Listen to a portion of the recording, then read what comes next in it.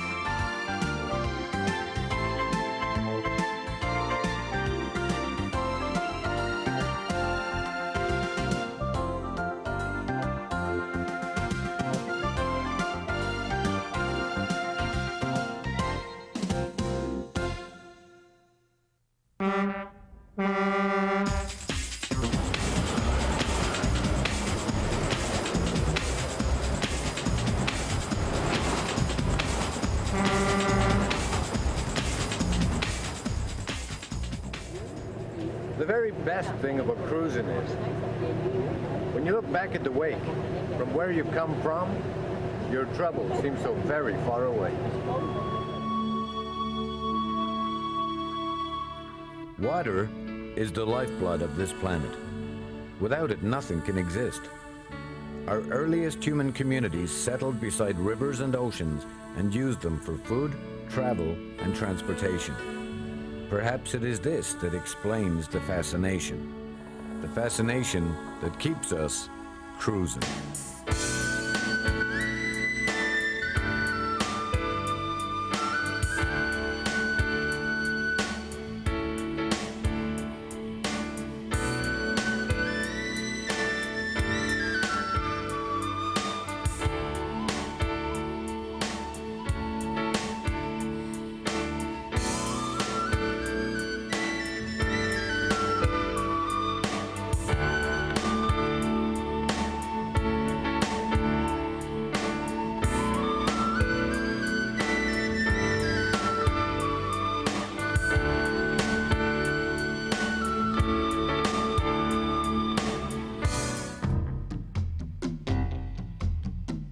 Montreal is one of the most beautiful cities in the world. It is unique in that it offers North American visitors all of the cachet of Europe without crossing the Atlantic. It is often referred to as Paris without jet lag.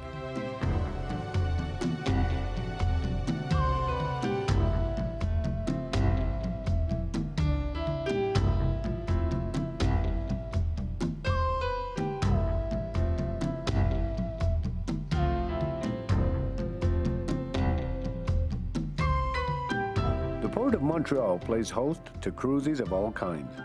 You can leave for an afternoon or for several weeks. Today, we're boarding CTMA's Vacancier for a week-long cruise along the majestic St. Lawrence River.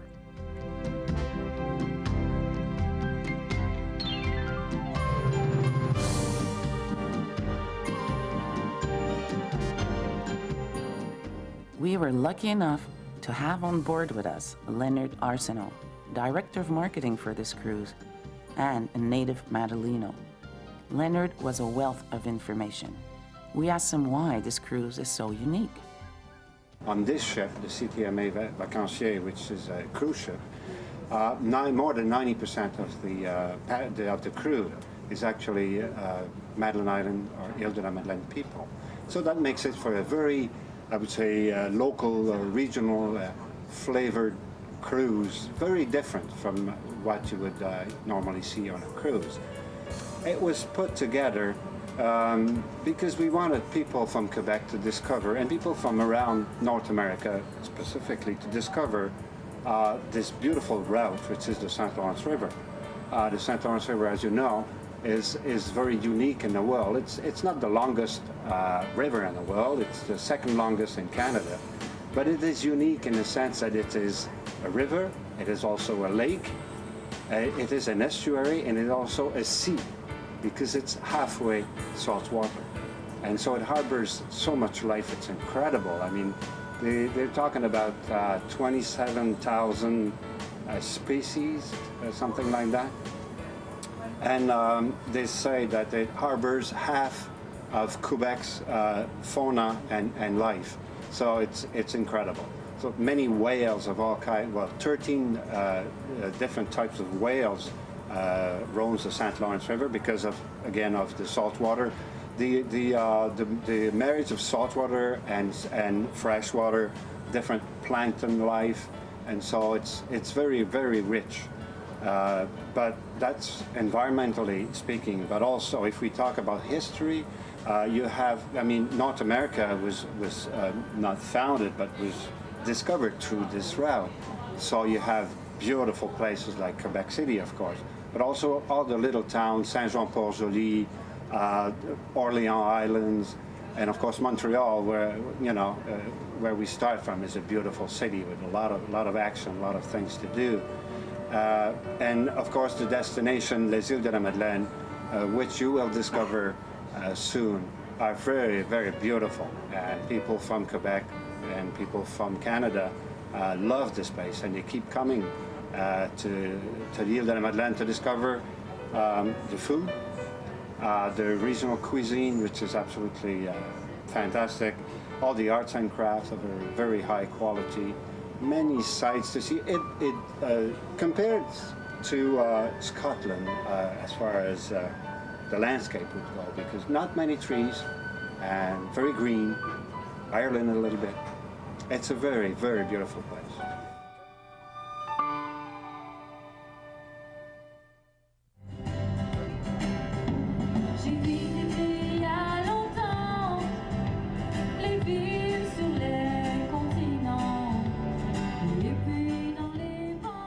On board during the voyage is never boring. As you just saw, you can sit in the sun and do absolutely nothing, or you can take a walk on deck. The Vacancier weighs 12,000 tons, is 126 meters long, 22 meters wide, and accommodates 500 passengers. It also doubles as a ferry and icebreaker, which comes in handy in winter when the ship changes mission and goes on seal watching cruises. You can check out the never-ending and beautiful scenery of the St. Lawrence River. And if by chance the weather is not to your liking, then there's still plenty to do inside. There's a fully equipped exercise room where you can work up a sweat and tone those muscles. That was great. After all that exercise, you can relax in your cabin or take in one of the latest films in the air-conditioned cinema. You can shop in the local boutique, which specializes in products and arts and crafts from Les Îles de la Madeleine.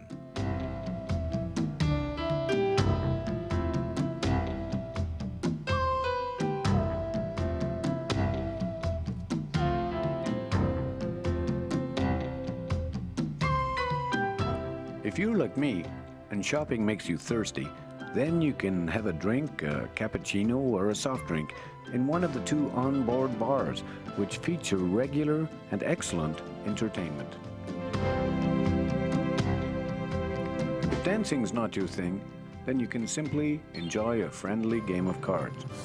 The whole point is to relax, as the crew is constantly telling us, this is not a cruise, this is therapy. The only time on the voyage that you might want to run is meal times, to the dining room, where you will be served with Neptune's bounty prepared by gourmet chefs. God, I love my job.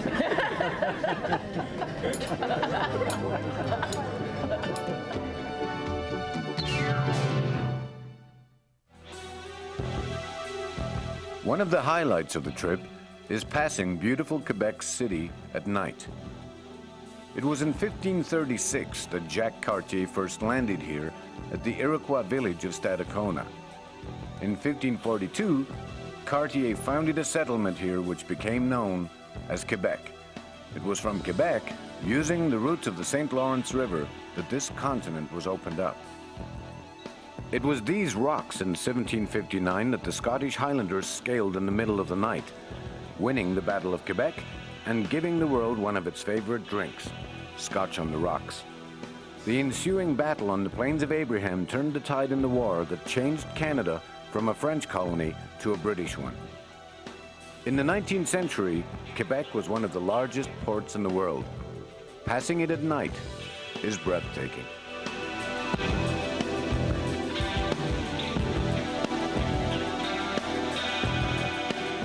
The next day on the Gaspé coast at Cap Chat, we were all amazed by the sight of giant windmills. If you look at the houses on the bottom of your screen, it will give you an idea of how big these things are. Cap Chat has 76 giant windmills. It has become synonymous with wind energy. It also boasts the highest vertical windmill in the world. Don Quixote would have had a ball. More windmills than you can shake a stick at. Later that day, we passed the town of Percé and the famous Percé Rock. Our ship passed directly between Percé Rock and Île Bonaventure, which is one of the largest bird sanctuaries in the world. Percé Rock is eroding as we speak. It is estimated that in 15,000 years from now, none of this will be left standing. So, if by chance you're watching this 15,000 years from now, this is what it used to look like. The town of Percé is a favorite tourist attraction in Quebec. The three mountains above it are called the Three Sisters.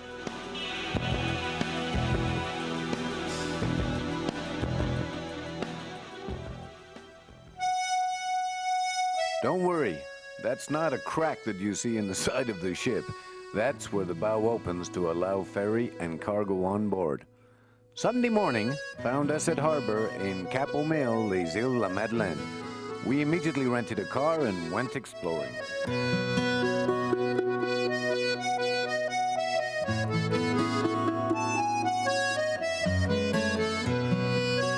One of the distinguishing features of Les Îles are the brightly colored houses. Someone told me that the houses were painted in different colors so that fishermen could easily recognize their homes from the ocean and could make sure that no one was visiting their wives while they were at work. We had eaten so well on board ship that it was verging on the sinful. We decided that we were in need of confession, and so our first stop on Les Îles was a very unique church.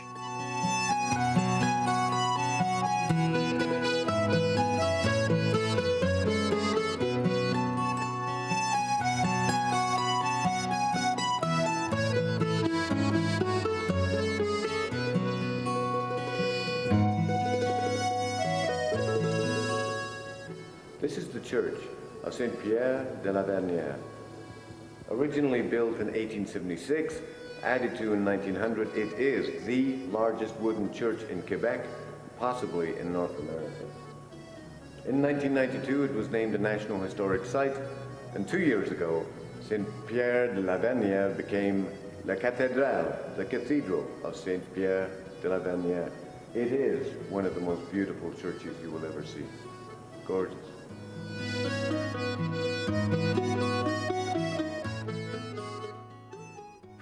What does Les Îles de la Madeleine have in common with Siberia? Salt mines. In fact, there's so much salt on this island that it makes for interesting effects on some of the vegetation. Next stop was Old Harry Beach.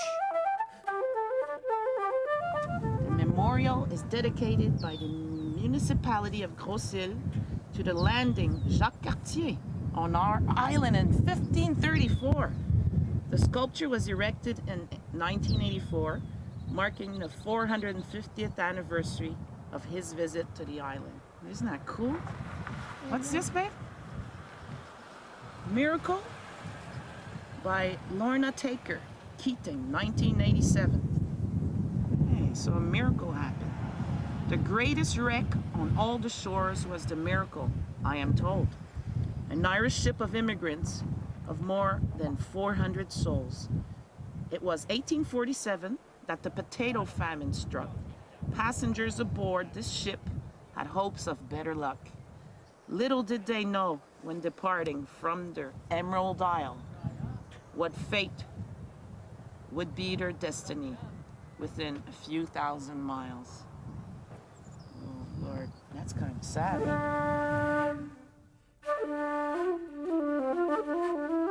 The archipelago of the Îles de la Madeleine Islands is located in the middle of the Gulf of St. Lawrence.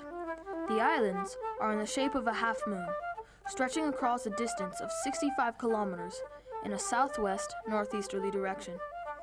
The archipelago comprises about a dozen islands, of which 6 are connected to one another by long, thin sand dunes.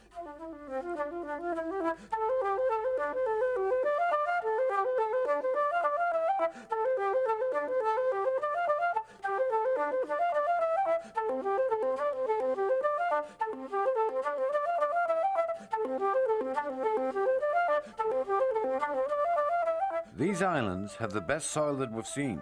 For 20 acres of this soil is worth more than all Newfoundland. The island is full of beautiful trees, prairies, fields of wild wheat, and flowering pea plants as beautiful as I've seen in Brittany, and they seem to have been planted by a ploughman's hand, wrote Jacques Cartier in June 1534. Well before the arrival of the first Europeans, Mi'kmaq Indians were coming to the islands to fish and to hunt for seal and walrus. In 1629, Samuel de Champlain wrote on a map La Magdeleine, near the islands. It is perhaps from this that the islands got their name. In 1755, the destiny of the Acadian people took a tragic turn. It was the Grand Dérangement, the exile, and the Acadian population was deported from all across the continent. Some managed to escape the deportation and came to les Îles de la Madeleine. In 1789, following the French Revolution, other families came from Saint-Pierre and Miquelon under the leadership of their abbé, Jean-Baptiste Alain. Together, they began the first true colonization of the islands. These islands are so beautiful that everywhere you go, it makes you want to burst into song. On a clear day, you can see forever. Hey! You don't like our song? All of that fresh air really works up an appetite. That evening, we ate at one of the finest restaurants on les Îles de la Madeleine, Auberge de la Petite Bay. There, we met owner, chef Luc Arsenault, and we tasted a couple of the island's specialities, seafood, pot on pot, and seal stew. If you get to les Îles, do not miss a meal at Auberge de la Petite Bay. Thank you. Le pot au pot. Thank you, Luc. The famous. That's a famous pie that we've been talking about. Look. Oh my God. This is heaven. After the main course, Luc invited us into the kitchen to watch him prepare his famous banana rum pancakes. You have to come here and taste this. You have to. It's Sand is the biggest natural resource on the island, so the ingenious Madelinos